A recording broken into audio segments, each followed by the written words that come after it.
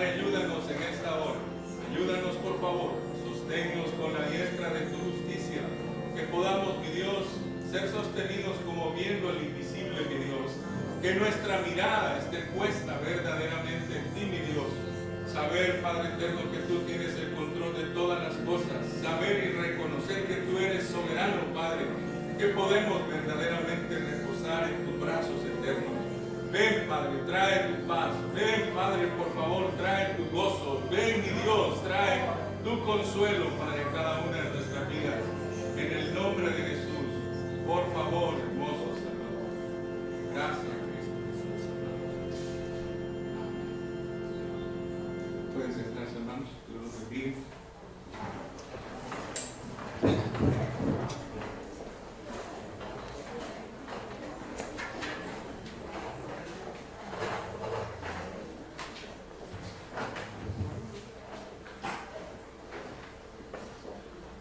Me acompañan en sus Biblias, hermanos, por favor, en la epístola a los Romanos. Romanos, capítulo 12.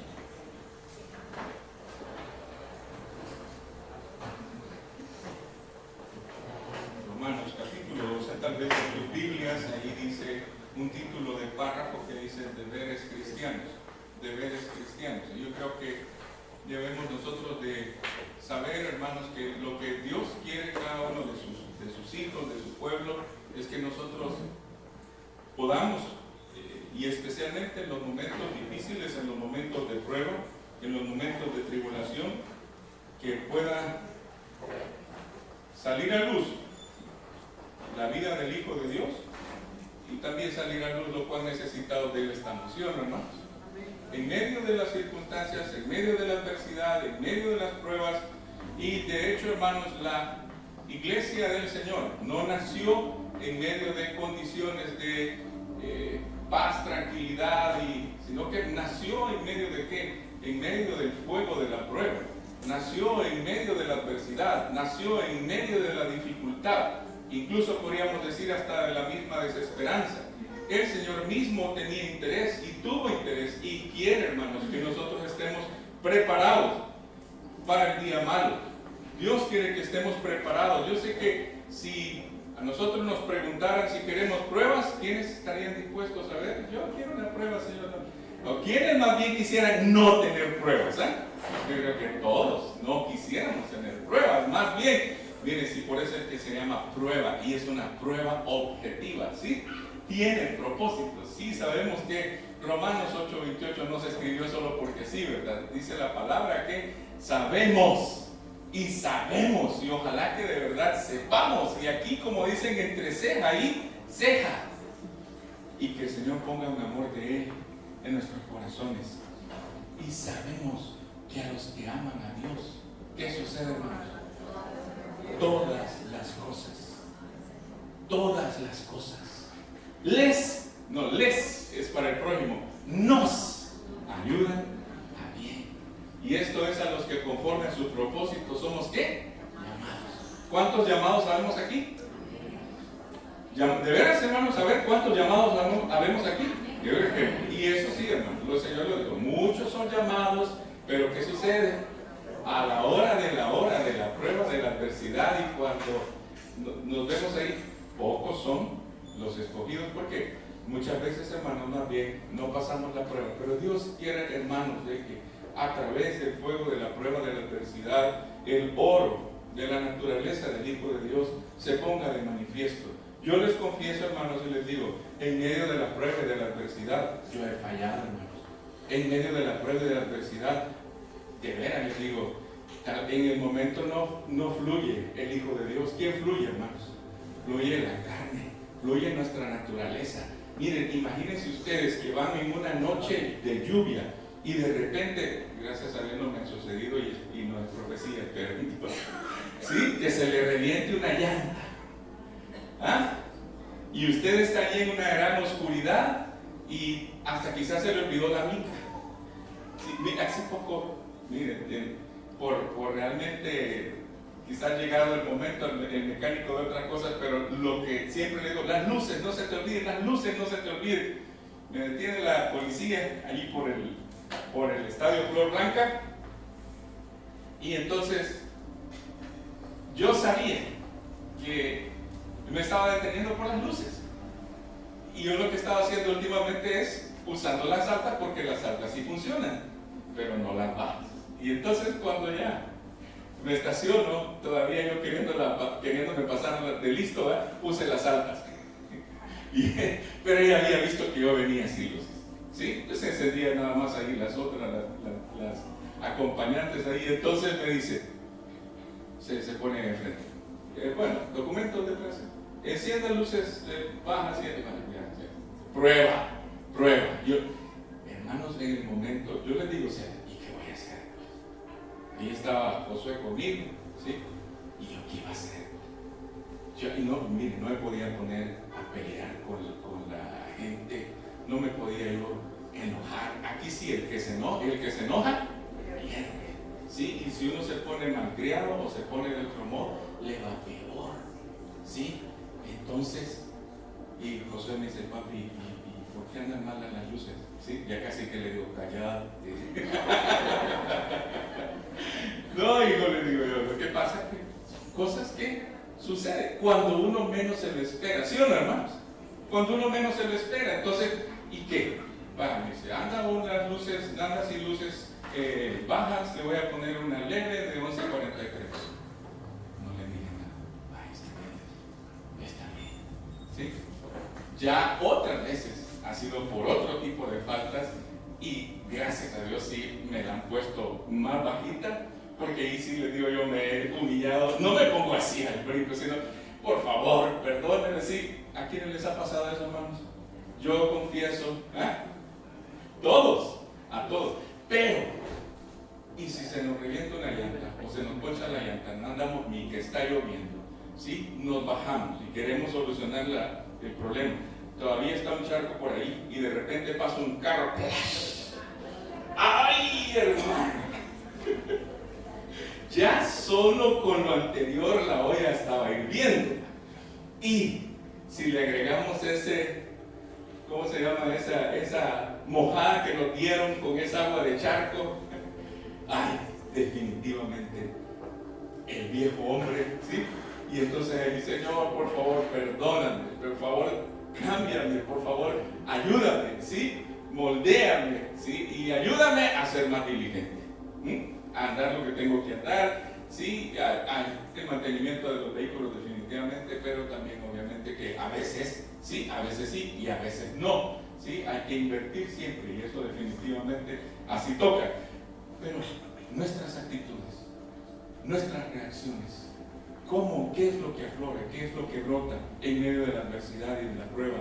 Dios no se goza definitivamente de ver a sus hijos pasando por el sufrimiento, pero Él sabe cuál es su plan, cuál es su pensamiento, cuál es su deseo, su intención. Sí, miren, yo creo que más de la vida del Señor es formada en nosotros cuando estamos pasando por circunstancias difíciles que cuando todo está bien. Es la verdad. Cuando todo está bien, ¡ay, qué bien, qué chivo! Todo está, como dicen, al suave, ¿verdad? A veces, no. Y muchas veces, en esas circunstancias, nos olvidamos de nuestra necesidad en lo más profundo de nuestros corazones, nos olvidamos de tantas cosas, nos olvidamos hasta de Dios mismo, ¿sí? Y a veces andamos ahí, como dicen, hasta flotando, ¿sí? Por la pura misericordia de Dios. Pero media vez Dios empieza a usar sus recursos, sus medios, entonces empezamos a invocar el nombre de Dios. Dice Romanos capítulo 12, dice en el capítulo 12, en el versículo 6, dice: de manera que teniendo diferentes dones según la gracia que nos es dada, si es de profecía, úsese conforme a la medida de la fe, o si de servicio, en servir, o el que enseña, en la enseñanza, el que exhorta, en la exhortación, el que reparte, con liberalidad, el que preside, con solicitud, el que hace misericordia, con alegría. El amor sea sin fingimiento. Aborreced lo malo, seguid lo bueno. Amaos los unos a los otros con amor fraternal, en cuanto a honra, prefiriéndoos los unos a los otros, en lo que requiere diligencia, no perezosos, fervientes en espíritu, sirviendo al Señor gozosos en la esperanza, sufridos en la tribulación, constantes en la oración, compartiendo para las necesidades de los santos, practicando la hospitalidad. Bendecid a los que os persiguen, bendecid y no maldigáis. Gozaos con los que se gozan, llorad con los que lloran, unánimes entre vosotros, no altivos, sino asociándoos con los humildes. No seáis sabios en vuestra propia opinión. No paguéis a nadie mal por mal. Procurad lo bueno delante de todos los hombres. Si es posible, en cuanto dependa de vosotros, estad en paz con todos los hombres. No os venguéis vosotros mismos, amados míos, sino dejad lugar a la ira de Dios, porque escrito está: mía es la venganza, yo pagaré, dice el Señor. Así que si tu enemigo tuviere hambre, dale de comer; si tuviere sed, dale de beber, pues haciendo esto, ascuas de fuego amontonará sobre su cabeza. No seas vencido de lo malo, sino vence con el bien el mal. Imagínense todo esto en medio de Roma, que era la capital, ¿sí?, de ese imperio que estaba tan plagado de tanta maldad, de tanta situación de libertinaje, voluptuosidad, desenfreno. Y en medio de esa sociedad había una iglesia cristiana tierna, incipiente. Un avivamiento de Dios había llegado allí a Roma, y muchos creyentes, lo sabemos y esto es histórico, fueron llevados, hermanos, para hacer un espectáculo ante toda la población, a ponerlos a pelear contra fieras, o a usarlos a veces, como lo hizo el emperador Nerón, que era un loco. La mayoría de ellos lo fue. Usaba a los creyentes de teas, ¿sí? O sea, los usaba como que eran antorchas en la vía Apia, ¿sí? Ahí los ponía crucificados, los llenaba de brega o asfalto y los encendían. ¿Por qué? Porque ellos decían: Jesucristo es el Señor. Y el César decía: no hay más Señor que César. Hermanos, en medio de situaciones de adversidad, persecución, tribulación, prueba, el Señor está diciendo: este debe de ser vuestro código de conducta. Esto es lo que yo espero que el Hijo de Dios aflore en cada uno de nuestros corazones. ¿Cómo nos ponemos nosotros? ¿Cuál es nuestra conversación, nuestra manera de pensar? ¿Qué es lo que está sucediendo en medio de todo lo que nosotros estamos viendo o viviendo a esta hora? La introducción a estos versículos que hemos leído dice en el versículo 1: así que, hermanos, os ruego por las misericordias de Dios que presentéis vuestros cuerpos en sacrificio vivo, santo, agradable a Dios, que es vuestro culto racional. No os conforméis a este siglo, sino transformaos por medio de la renovación de vuestro entendimiento, para que comprobéis cuál sea la buena voluntad de Dios, agradable y perfecta. Hermanos, lo que Dios quiere de que nosotros de verdad podamos estar dispuestos a recibir el trato que venga para nuestras vidas por su gracia, que nosotros no nos conformemos a este siglo expresando las mismas cosas o poniéndonos en la misma conversación. Hermanos, y lo más fácil en medio de la adversidad y de la prueba, ¿qué es, hermanos? Es quejarnos. Lo más fácil es ¿qué? Renegar. Lo más fácil es ¿qué? A ver, ayúdenme, hermanos, ¿sí? ¿Sí? Quejar y renegar es lo más frecuente, lo más usual. A veces, hermanos, en medio de la prueba nos amargamos. Miren, tantas cosas, pero el Señor dice: no se conformen a este siglo. Hermanos, nosotros estamos viendo, y ahorita, miren, bendito sea Dios que por la misericordia de Él, aquí a nuestro terruño tan chiquitito, nosotros tenemos lo nuestro, ¿sí? Aquí también, como dicen, se cuecen habas, ¿verdad? Aquí también tenemos el problema de la delincuencia, que es tan terrible. El problema que tenemos de tanta situación de corrupción.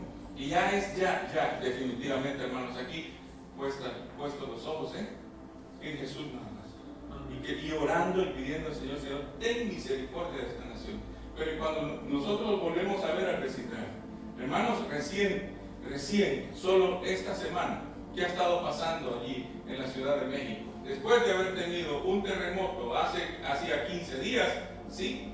Uno de 8.2 aquí por el lado de Oaxaca y más cerca de la frontera con Guatemala, que se lo sentimos hasta acá, ¿sí? Casi alrededor de 100 personas murieron ahí. A los 15 días, en el Distrito Federal, en la Ciudad de México, sus alrededores, otro terremoto y un terremoto. Y yo recuerdo que ellos habían dicho que esperaban que hubiese uno, por lo menos de 7 para arriba. ¿Alguien recuerda eso? Yo recuerdo que lo habían dicho, porque yo lo leí. Y llega ese terremoto, hermanos, sacude la Ciudad de México. Nosotros sabemos lo que es un terremoto. ¿Es que sabemos lo que es un terremoto? No uno. Los que estamos desde el 86 nos acordamos, ¿verdad? Hermana Tulita, siempre recuerdo, hermana, ¿sí? Siempre recuerdo, les digo a los niños, hermana Tulita es una sobreviviente, ¿sí? Del terremoto de 1986. Ella estaba allí en el edificio de Darío, hermana Tulita, y el Señor la rescató. Ella sabe lo que es eso, que la saquen de en medio de escombros. Y así, hermano, la Ciudad de México con casi 40 edificios derrumbados, por lo menos hasta antier o ayer, y ayer en la mañana vuelve a haber otra sacudida 6.1. Nosotros que hemos estado, los terremotos del 2001 nos dejaron a nosotros temblando así, ¿verdad? Todo el tiempo. Bueno, ¿y hoy qué pasa? ¿Estoy mareado? ¿Está temblando? Hermanos, es increíble el dolor, el sufrimiento. Mire, creo que los eventos ahora que se cubren son más. Es increíble la cantidad de noticiero que está aquí en el momento y en vivo, rescatando a las personas. Pero hermanos, eso no es morbo, estar uno viendo noticias, sino que realmente, hermanos, si nosotros tenemos la oportunidad de ver noticias, que sea para condolernos, que sea para nosotros ponernos en el lugar, ser, como decimos, empáticos, ¿verdad? Hacer del dolor de otro nuestro y que nosotros clamemos y supliquemos, Señor, ten misericordia. Dice que en el momento que fue el terremoto de esta semana, y inmediatamente las imágenes y todo cayendo, porque así está la tecnología ahora. Y le escribo a un amigo mío que vive allí en el DF y le digo, ¿cómo están las cosas? Está mal, me dice, esto está. Mira, me dice, se cayó una escuela, me dice, aquí en el vecindario, quizás es esta, la de Rapsen, creo que se llama, sí, Rapsen. Se cayó una escuela y hay cantidad de edificios, hay muchos muertos, me dice. Pero no hemos podido tener una conversación porque yo sé que él está sufriendo, yo sé que él está dolido allí en su corazón. ¿Cómo está tu familia? ¿Cómo está tu esposa? ¿Cómo están tus hijos? Ellos están bien porque él trabaja en el DF, la familia está en Querétaro no sucedió, pero sí Puebla y otros lugares, incluso hasta Cuernavaca, ¿sí? Pero hermanos, y más noche me dice, ya estamos en la iglesia, me dice, y estaban ya haciendo brigadas para ayudar, para recoger víveres y todo, disponiéndose, pero me dice, hay dolor, pero me dice, ojalá, me dice, que suceda el milagro, ¿sí? Y que nos arrepintamos aquí en México. Decía él, ojalá, me dice, que suceda el milagro. Hermanos, de veras, cuando los juicios de Dios caen sobre la tierra, dice la palabra de Dios que los moradores aprenden ¿qué? Justicia. Y cuando ustedes se ponen a ver noticias en internet, hoy que está a la par de las noticias, le aparece el chat, lo que la gente está comentando. El chat debería ser más bien para que el que lo está viviendo que pueda decir, miren, estamos en estas circunstancias, necesitamos ayuda, o disponerse, o estamos orando. Hermanos, una sarta de cosas y de sandeces y maldiciones, y si alguien dice estamos orando, y vos que crees en Dios, empiezan a insultar, empiezan a escarnecer, empiezan a decir, hermanos, no nos conformemos a este siglo y volvamos nuestro corazón al Señor. Hoy se llama México, mañana puede ser El Salvador. Yo ya no quiero oír más noticias de eso. Hay gente que dice así, ya aburren. Momento, si está saliendo no es para la comezón de oír, sino que es para que nosotros podamos reconocer que Dios conmueva nuestro corazón y que podamos hacer, ya que estamos a la distancia y tal vez nosotros no podemos ir y ayudar, pero sí por lo menos orar, pero sí por lo menos clamar y acordarnos de los que están en esas circunstancias. Fíjense, cuando fue el huracán Irma a su paso batió los récords con vientos de hasta 300 kilómetros por hora. Fueron la mayor cifra registrada en el Atlántico abierto.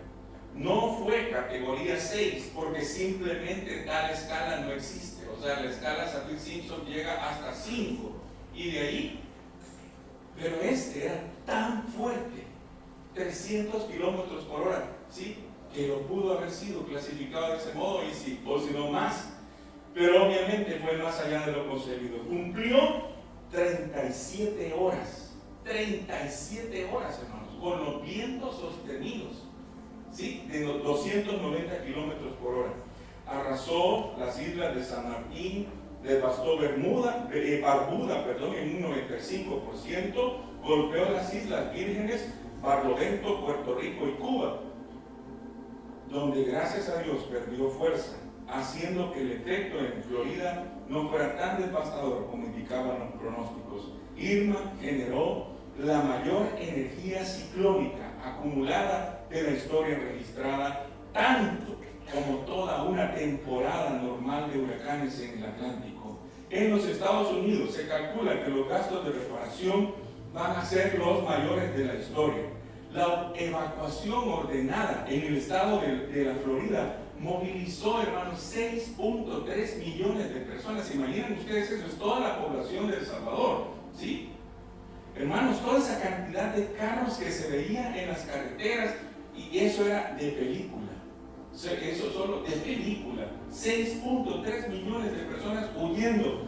Dice, considerada una de las evacuaciones más masivas en los Estados Unidos, en tanto, y acá aquí en lo suyo, ¿verdad? En Bahamas se realizó la evacuación más grande de su historia, que eran 5,000 personas. Si no, no es de comparar, ¿verdad? Claro, la población de la Florida no es lo mismo que la población de Bahamas, pero cada quien ha sufrido, ha padecido, ha estado allí, y más de 4 millones de clientes en la Florida se quedaron sin energía eléctrica. Uno dice, bueno, nosotros aquí en El Salvador hemos vivido los embates de la guerra, 12 años de guerra, hemos vivido terremotos, hemos vivido situaciones de enfermedades, de pestes, y de todo nos ha llegado. Pero, hermanos, eso es para volvernos a nosotros insensibles y decir, no, ya nosotros pasamos por ahí. No, al contrario, ya sabemos lo que es pasar por ahí. Que el Señor les dé la gracia, que el Señor los ayude. Hermanos, un hombre multimillonario, excéntrico, allí viviendo en las Islas Vírgenes, dice un reportaje que este hombre multimillonario, su casa fue arrasada, pero él decidió con su familia quedarse allí porque él tenía unas bodegas, ¿sí?, donde guardaba sus vinos, y ellos ahí se quedaron. Pero cuando ellos salieron de allí, porque un hombre multimillonario lo que hizo fue inmediatamente darle un vistazo en las Islas Vírgenes, su residencia, y era para pedir auxilio al Reino Unido, que mandara ayuda porque estaban ellos arrasados, y de ahí se movió a Puerto Rico para que también ir a ver lo que había sucedido allá y pedir, ir a ver qué hacía, qué ayudaba. Qué buena actitud, hermanos, qué buena actitud. Hermanos, allí en Miami, con todo esto que sucedió, allí sí literalmente, o todos en el suelo o todos en la cama. La gente se fue a buscar, a resguardarse, a meterse ¿a dónde? A los refugios. Y es en estas circunstancias, hermanos, donde es sopesado el corazón y nosotros podemos tener incluso la oportunidad. Hermanos, los corazones en estas circunstancias de dolor y de sufrimiento están siendo preparados, hermanos. Están siendo preparados y debemos orar. Padre, por favor, levanta allí hombres y mujeres que en esta hora puedan llevar un mensaje de ¿qué? De esperanza, de ánimo, de consuelo. ¿Sí? Porque mucha gente está sufriendo porque lo que perdió fueron, y a pesar de todo eso, de esas circunstancias allí mismo en la Florida e incluso en el Caribe, las muertes no fueron tantas como si hubiera sido de tomar la cosa así como dicen de sorpresa. Un terremoto toma de sorpresa, pero esto no, va avisando. y por la misericordia de Dios no ha habido tanto fallecido, pero sí la gente está lamentando, ¿qué cosa? Que ha perdido sus bienes materiales. Y esa sensación de tener los bienes materiales, y uno pierde la confianza realmente en Dios, porque pone su confianza en ¿qué? En lo tangible, en las cosas físicas, pero cuando no tiene nada, pero cuando le has quitado todo, ¿en dónde va a poner su confianza? Es el momento. Esa vida está vacía, esa vida está necesitada, y los bienes materiales definitivamente, como hemos dicho siempre, se hacen, pero lo que no se recupera son las vidas. Que todo ese dolor, que todo ese sufrimiento pueda ser usado para la gloria de Dios, para sus propósitos, para hacer volver a todo un pueblo, o a toda una nación, o a todo un continente, ¿sí?, en pos de Dios. Imagínense que Irma pasó hace como 10 días o 2 semanas, pero hermanos, aquí sí, lo que se comió la oruga, después vino el saltón y el revoltón. ¿Y quién llegó después de Irma? Llegó María. Yo estaba diciendo, Señor, Puerto Rico es reconocido porque ha habido aquí muchos hombres de Dios, allí en Puerto Rico, ¿sí? Ahí creo que es donde el hermano Gille Ávila, ¿sí? Y hay mucho pueblo de Dios ahí en Puerto Rico, pero también, igual que nos llueve por acá, ¿verdad? Así como hay gente piadosa, también hay gente perversa. Pero uno dice, Señor, por amor a tu siervo y por amor a tu pueblo, Señor, tú quitaste que no llegara Irma. Pero el Señor dijo, no, Irma no, María sí. No nos llegó María a devastar. Lo que no hizo Irma llegó este otro huracán y la isla se quedó sin energía, sin comunicaciones, sin agua. Hermanos, y aparte de eso, ellos estaban ya pasando por una situación económica difícil como nación y les llega esto. Gracias a Dios, pues, o sea, siempre está la disposición, la voluntad de llegar y ayudar, pero que de veras esas ayudas lleguen a quienes lo necesitan. Que esas ayudas lleguen definitivamente al que está pasando por adversidad y por prueba genuina, ¿verdad? Y eso sin tomar en cuenta. Fíjense, hemos hablado ahorita, solo, hermanos, en estos días, que hemos tenido la oportunidad de ver una cosa tras otra, como que si fueran un dominó, ¿sí?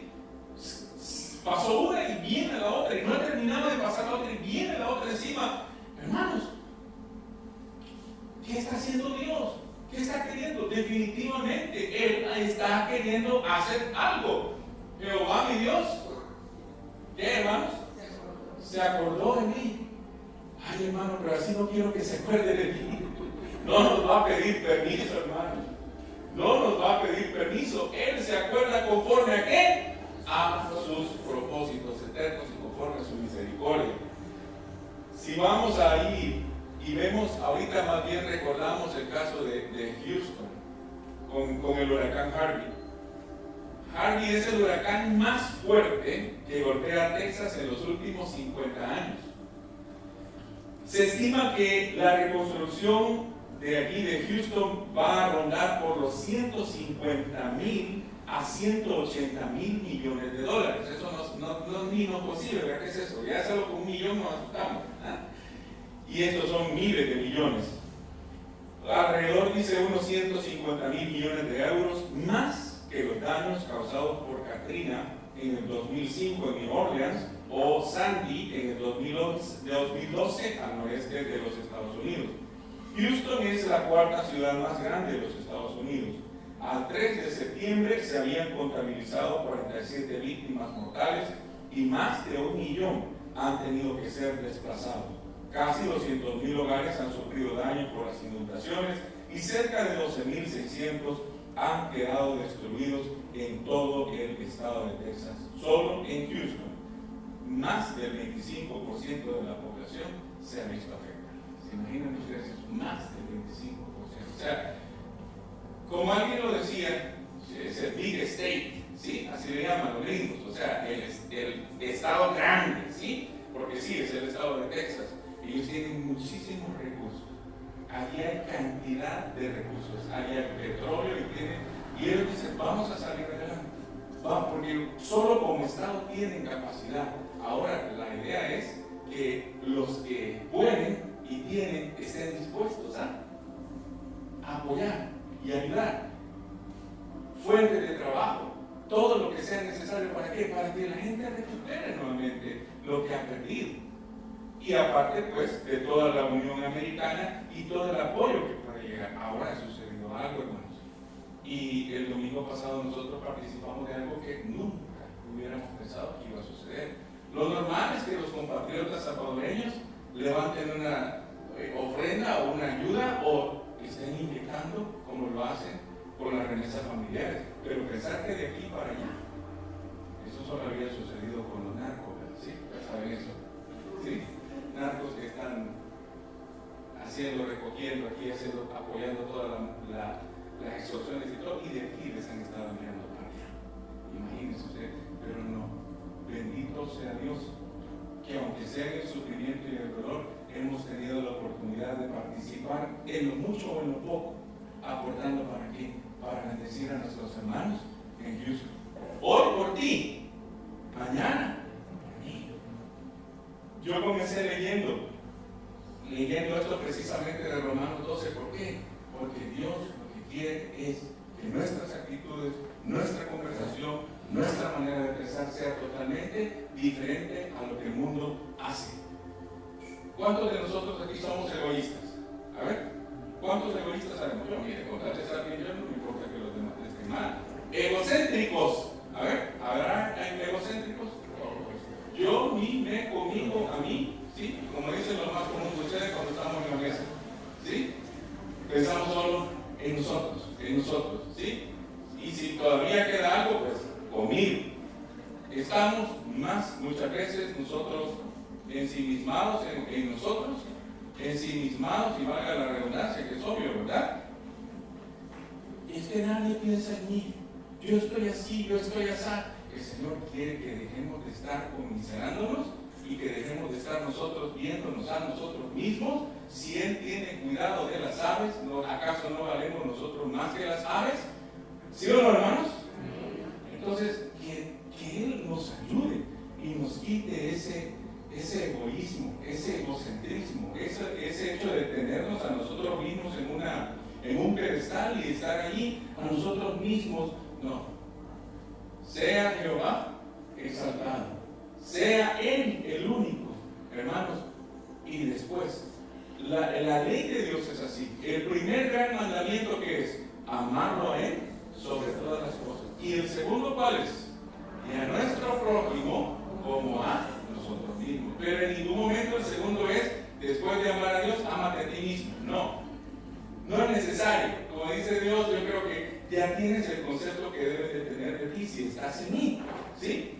Dice en el versículo 3 de Romanos 12, digo pues, por la gracia que me es dada a cada cual que está entre vosotros, que no tenga más alto concepto de sí mismo que el que debe tener, sino que piense de sí con qué, con cordura, conforme a la medida de fe que Dios repartió a cada uno.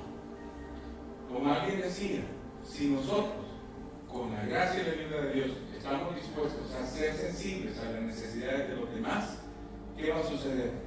Dios se va a encargar de las nuestras. ¿Sí? Si anteponemos, pero eso solo viene de dónde, hermanos? Eso solo viene de ahí. Eso solo viene de los cielos. Entonces, que Dios nos ayude en medio de todo esto que está sucediendo, porque Él tiene un propósito de todas las cosas. Erróneamente, hermanos, podríamos decir que varias cosas. Erróneamente podríamos decir de estas cosas que han estado sucediendo en el Caribe y en México, en los Estados Unidos, es porque están siendo castigados a causa del pecado. Hermanos, si eso fuera así, ya no habría mundo. Ya no habría mundo. Ya estaríamos, si así literalmente, como dice Jeremías, por la bondad de Jehová no hemos sido consumidos. Por la bondad de Jehová. También Erróneamente podríamos decir que porque no oramos lo suficiente. Dios escucha las oraciones, solo que una dice sí y otra dice no. Entonces, y otra dice espera. La oración sí mueve el corazón de Dios, pero Dios dice también yo quiero mover el tuyo. También yo quiero mover el tuyo. Voy a contestar. Y miren, de verdad, hermanos, no es que nosotros nos gocemos en el dolor, no somos masoquistas. ¿Verdad que no somos masoquistas? ¿No? Nosotros le huimos del dolor y el sufrimiento. Pero cuando nos toca, nos toca. ¿Y qué vamos a hacer? Que nada más ponernos en la mano de Él y esperar en Él. Y confiar, como decía el canto en su momento. También, erróneamente podríamos decir que la equidad de Dios, que la equidad exige que Dios no intervenga. No, es que si Él no detuvo, y si Él no detuvo Irma de allí del Caribe, entonces no tiene que detener allí en Miami. Hermanos, Miami pudo haber sido arrasado completamente. No digo que no sucedió situaciones de desgracia, sí sucedieron, pero para lo que pudo haber sucedido, si ellos esperaban que pasara por un lado, y Dios dijo no va a pasar por ahí, fue cambiado y lo mandó por otro. ¿Quién decide eso? Es soberanía. Él es Dios. Y el hermano Samuel hace como un mes más o menos, ¿se recuerdan que le compartió eso? Él es soberano y él hace conforme a qué? Como a él le hace. Dios es Dios. Dejemos lo que Él haga y que actúe. Y cuidemos nuestro corazón. Cuidemos nuestro corazón. Además, y eso es lo que yo comentaba hace un momento, erróneamente podríamos pensar que Dios no le importa, ni puede ayudar, y que Él no sabe. Y eso es lo que les decía hace un momento. Incluso hasta personas cristianas, en un momento de prueba y de adversidad, podría la fe fallarnos y nosotros podríamos decir, es que no, Dios no se acuerda de mí, Dios no me oye. ¿Podría? ¿Sí o no, hermanos? ¿Alguna vez nos ha pasado eso? No, es que yo creo que Dios no me oye, es que yo oro, es que yo... No, hermanos. Paciencia, paciencia. Dios dice a veces sí, como dije en su momento, a veces dice no, y otras veces dice, espera, que no se nos pase por la mente, en ningún momento. Les comentaba a esa gente que se puede estar maldiciendo y blasfemando el nombre de Dios. Hermanos, Dios sí se puede. Dios sí tiene cuidado. Dios en ningún momento. Miren, el Salmo 121, que es una escritura tan preciosa, ¿verdad? Jehová, alzaré mis ojos a los montes. ¿De dónde vendrá mi socorro? Mi socorro viene de quién? De Jehová, que hizo los cielos y la tierra. No dará tu pie al resbaladero, ni se dormirá el que te guarda. He aquí, ¿estará dormido Dios? No, hermanos. He aquí, no se adormecerá, ni dormirá el que guarda. ¿Estamos alegres por eso, hermanos? Nos podemos nosotros regocijar. Nosotros podemos decir verdaderamente, es bendito el pueblo que aclama a Jehová, andará. Es bendito el pueblo, es gozoso, es bienaventurado, es dichoso. Hermanos, si tenemos al Dios de dioses, al Rey de reyes, tenemos al que hizo los cielos, la tierra, el mar, el omnipotente, ¿sí? El Dios de Abraham, el Dios de Isaac, el Dios de Jacob, el mismo que permanece ayer, hoy y por los siglos, y no cambia, hermanos.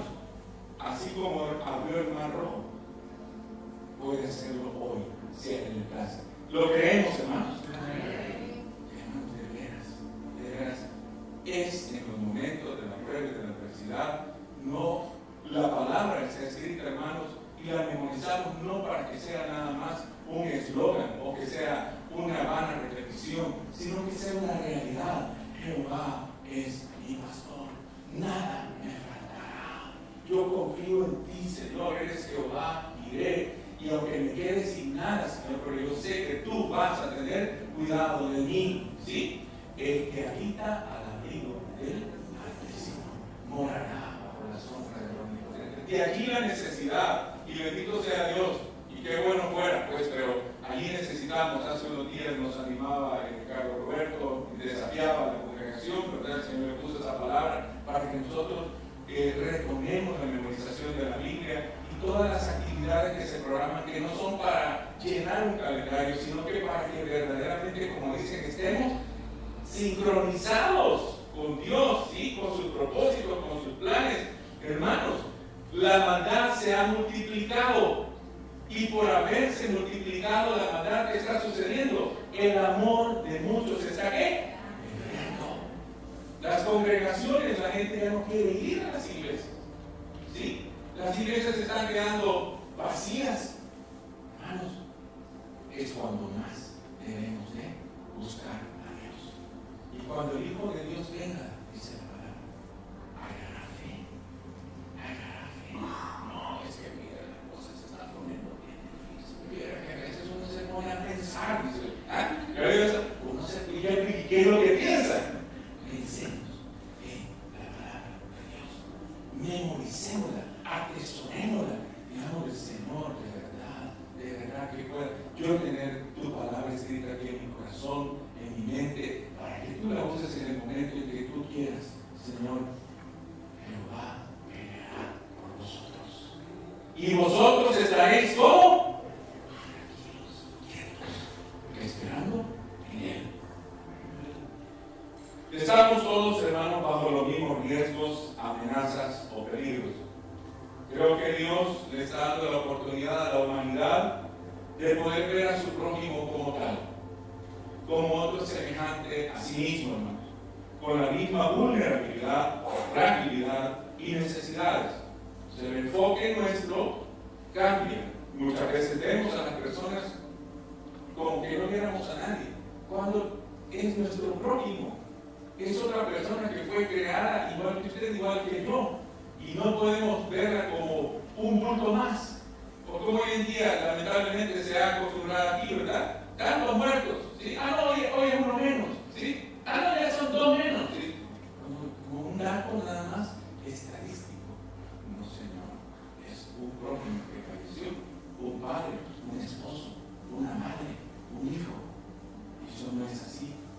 Eso nos insensibiliza, ¿sí o no, hermanos? Tanto muerto, ya aburre. Dios mío, ¿sí? Al que está pasando por ahí. Es que no somos sensibles, sino que hasta que las cosas que nos suceden a nosotros. ¿Verdad que sí, hermanos? Eso es lo que pasa, pero nuestra perspectiva cambia hacia nuestro prójimo cuando nosotros estamos pasando por la misma adversidad. La posibilidad de acordarnos de ayudar al prójimo, la oportunidad de reconciliación también, hermanos, la oportunidad de dejar de lado las diferencias, de dejar el odio de clases, de dejar el odio racial, sanar heridas. Hermanos, es una oportunidad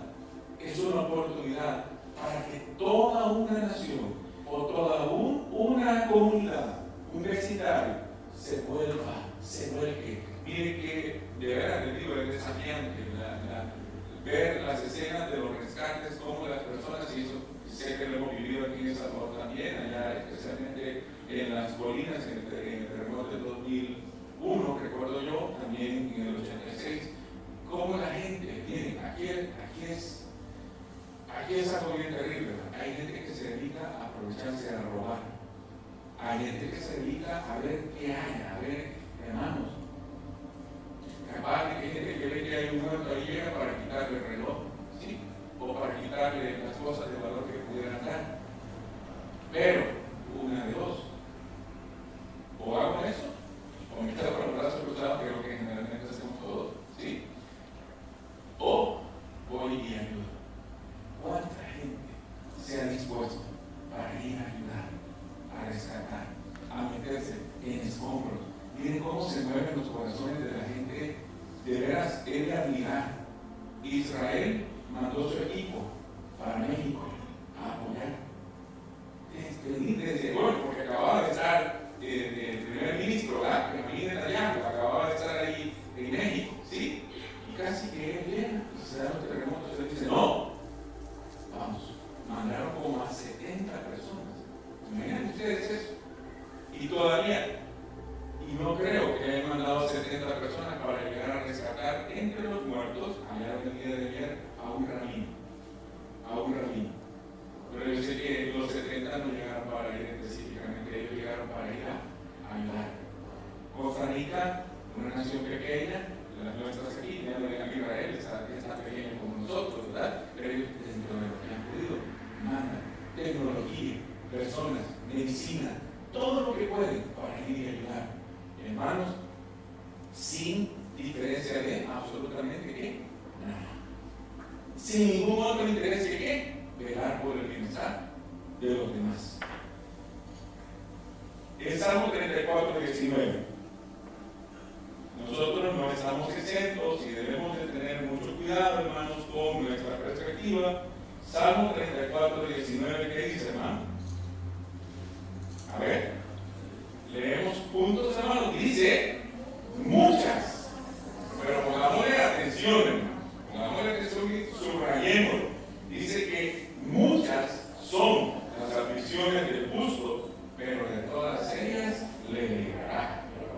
Y yo lo reclamo y yo lo proclamo. Ay, hermano, si lo reclamo y lo proclamo, entonces le van a venir muchas aflicciones. Porque entonces, ¿a quién va a librar a Jehová? ¿A quién va a librar a Jehová? ¿Él va a librar? ¿Qué está pasando con el mundo? No, hermano. Dios sabe la medida. Dios sabe la dosis. Y las diferentes maneras a través de las cuales nosotros podemos ser afligidos.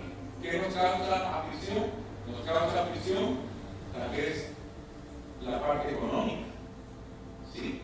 El desempleo. Nos causa aflicción ¿qué? Nuestros hijos. Nos causa aflicción ¿qué? La inseguridad. Nos causa aflicción la enfermedad. Hermanos, fuentes de donde venga la aflicción abundan. Y aquí dice muchas, multicolor, ¿sí? Diferentes niveles, ¿sí? Unos más, otros menos, pero muchas, dice, son las aflicciones del justo. Son, de veras, hermanos, cuán grande es la prueba, así de más grande será ¿qué? La manifestación de la gloria de Dios. ¿Sí o no, hermanos? Cuando se habla de una enfermedad, definitivamente, ¿quién no quisiera ser sanado de una enfermedad incurable? Pero a veces Dios lo hace, y otras veces Dios dice, no, esta va a ser la manera en que yo me voy a glorificar en ti, y esta va a ser la manera que yo he escogido para que tú vengas a mi presencia. ¿Sí? Entonces, Él decide. Nosotros, pero hermanos, es milagroso y es precioso ser sanado de una enfermedad. Pero ¿qué creen que es más glorioso? Que habiendo pasado la prueba, la hayamos pasado ¿cómo, hermanos? Con gozo, con sumo gozo, y que algo eterno de gloria haya quedado aquí en nuestras vidas. No estoy invitando a nadie, pues sí, que venga la prueba, no. Una hermana me decía hace unos días, platicando con ella, una familia que nosotros conocimos recién, ellos eran novios, los conocimos en el servicio del Señor, hermanos Samuel, muy amigos de ellos. Se casaron, tuvieron 2 hijas, y él sirviendo al Señor ahí en su iglesia, en el colegio de su iglesia, cayó de una altura, de una escalera, y él murió. Si recuerdan la alturita de quién estaba hablando, ¿verdad? Del hermano Roberto Morán. Y ese hombre era un hombre tan precioso, tan paciente, tan amoroso, ¿sí? Y me dice su esposa, a los años, en una conversación, me dice, fíjate, Salvador, me dice que yo oí a un predicador diciendo una vez que Dios no nos va a dar pruebas que nosotros no podamos soportar. Ay, sí. Y me dice,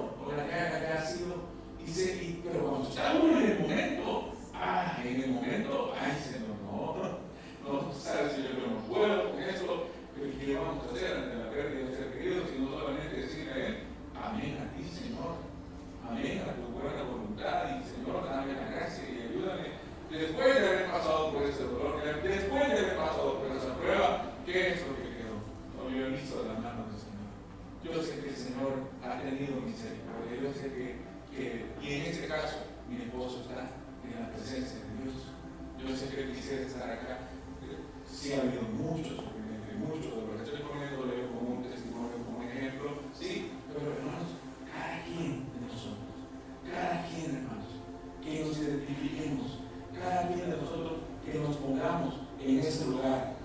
El sufrimiento, hermanos, es agonía, aflicción, dolor intenso o pena, y no siempre, hermanos, está asociado con el pecado o con el pasado, sino que Dios lo usa para sus propósitos. En Jeremías 29:11 dice, porque yo sé, hermanos, Dios sabe, porque yo sé, dice el Señor, los pensamientos que tengo acerca de vosotros, dice Jehová, pensamientos de qué, de paz. ¿Creemos que nuestro Dios es así, hermanos? Sus pensamientos son de paz, hermano. Pero ¿cómo de paz? Si no ven lo que estamos viviendo, no ven lo que estamos sufriendo, no ven lo que está sucediendo. Su visión es a la luz de la eternidad y de lo que quiere lograr. Nosotros somos de mente reducida y de vista corta, ¿sí? En el dolor y en el sufrimiento de la aflicción, pero tenemos muchas veces que la visión. Pero dice, yo sé los pensamientos que tengo acerca de vosotros, dice Jehová, pensamientos de paz y no de mal, para daros ¿qué? ¿Cuántos queremos terminar bien nuestra carrera? Yo quiero terminar bien. Yo le digo, Señor, que Él tenga misericordia, que Él haga lo que Él quiere hacer, no solo conmigo, sino que con mi familia. Pero Señor, tus pensamientos son pensamientos de paz, pensamientos de bien. Y aunque estemos pasando por la adversidad que estemos pasando, pero Dios, uno tira qué curvas y qué hace Dios. Él las endereza. Él puede hacerlo. Para Él no hay nada imposible. Y cuando Jeremías recibió esta palabra y la dio al pueblo, ¿qué era lo que estaba por venir en el pueblo de Dios? ¿Qué era lo que estaba por suceder? El cautiverio babilónico. El cautiverio babilónico estaba por suceder. Miren, ya es Jeremías, el profeta de la última hora, autor de Lamentaciones, el que le dijo al pueblo: escudriñemos nuestros caminos y volvamos a Jehová. Él era el mismo que dijo: miren, sometámonos a la cautividad, no nos queda de otra, sometámonos a la cautividad. Y después de 70 años, ¿sí? Y así sucedió, hermano. Después de 70 años, pero miren, sometámonos a la cautividad y nuestras vidas nos van a ser dadas por botín, ¿sí? Hagámoslo. El profeta del último momento, y con esa, él sabía lo que estaba viniendo, él lloraba, porque Jeremías es conocido así, ¿verdad? Como el profeta, el profeta lloró. ¿Cuántos se identifican con Jeremías? Un montón de Jeremías, hermanos, porque él estaba llorando. ¿Con quién? Con los que iban a llorar. Él estaba viendo lo que venía y él estaba diciendo: Señor, por favor, ten misericordia y habla a este pueblo. Y él le da esa palabra: dile a mi pueblo, yo sé los pensamientos que tengo acerca de vosotros. A él no se le ha olvidado nada y él lo conforme a sus propósitos en gloria. La cosa es, hermanos, que nosotros seamos capaces de entender los propósitos de Dios en medio de las tribulaciones, de las aflicciones, de las angustias, de las adversidades, de las pruebas. En Santiago 1:2, hermanos míos, dice: tened por sumo gozo cuando os halléis, ¿en qué dice ahí? En diversas, o sea, diferentes tipos, ¿sí? Colores, sabores e intensidad. Tened, ¿y por qué dice ahí? Por sumo gozo. Sumo gozo. ¿Y eso de dónde viene el gozo? El gozo viene de lo alto. ¿Sí? Yo no estoy gozándome por estar como estoy, en lo natural, en lo carnal. Pero lo que sucede es que Dios ha puesto en mí ese gozo. Y puedo decir, como lo decía Nehemías, ¿verdad? En 8:10, el gozo del Señor es nuestra fuerza, nuestra fortaleza. De verdad que nosotros podemos venir y decir: el gozo del Señor mi fortaleza.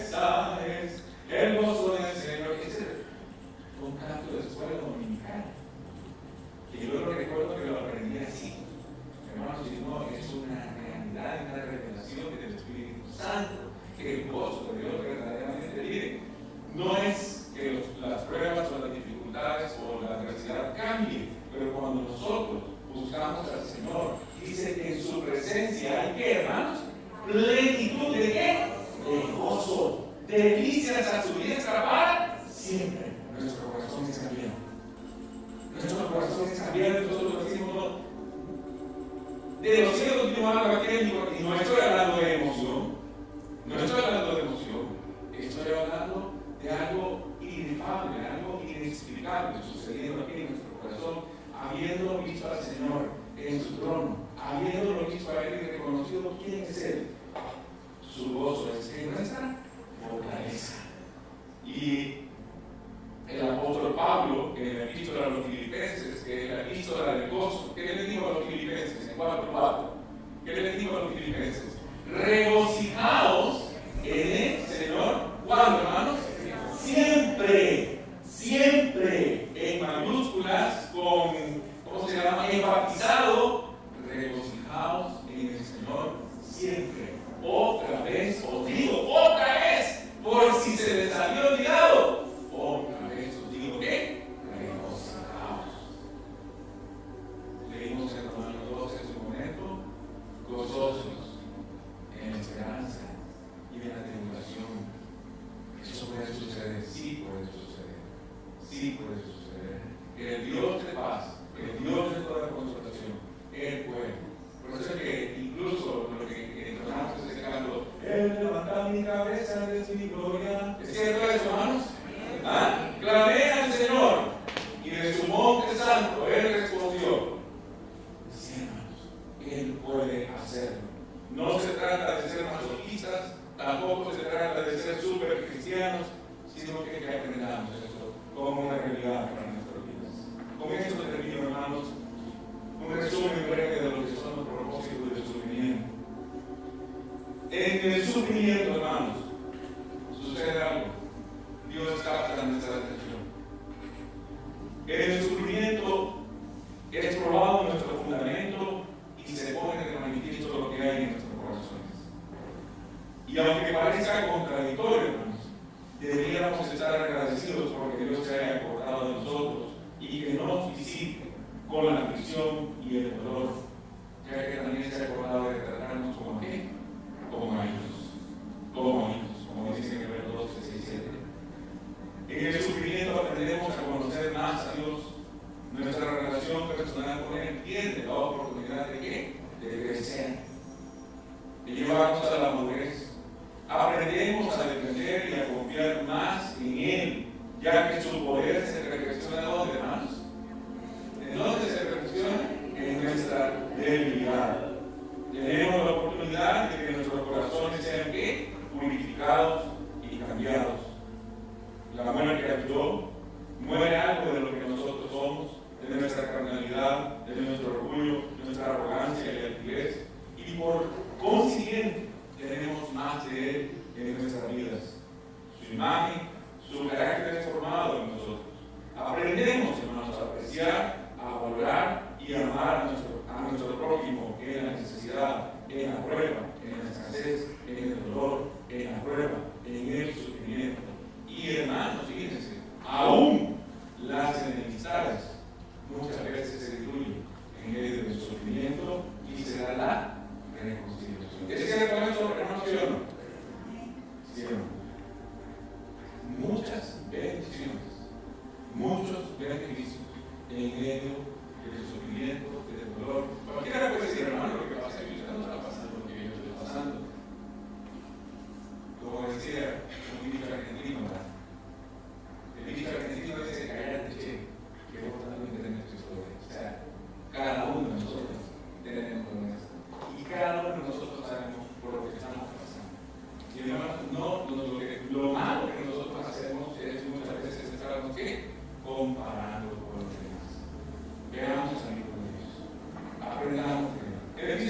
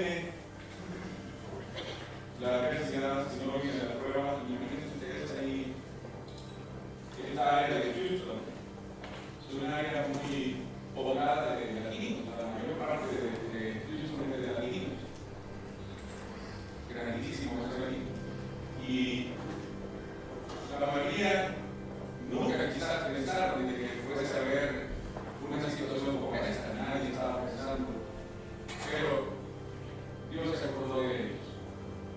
Y ahorita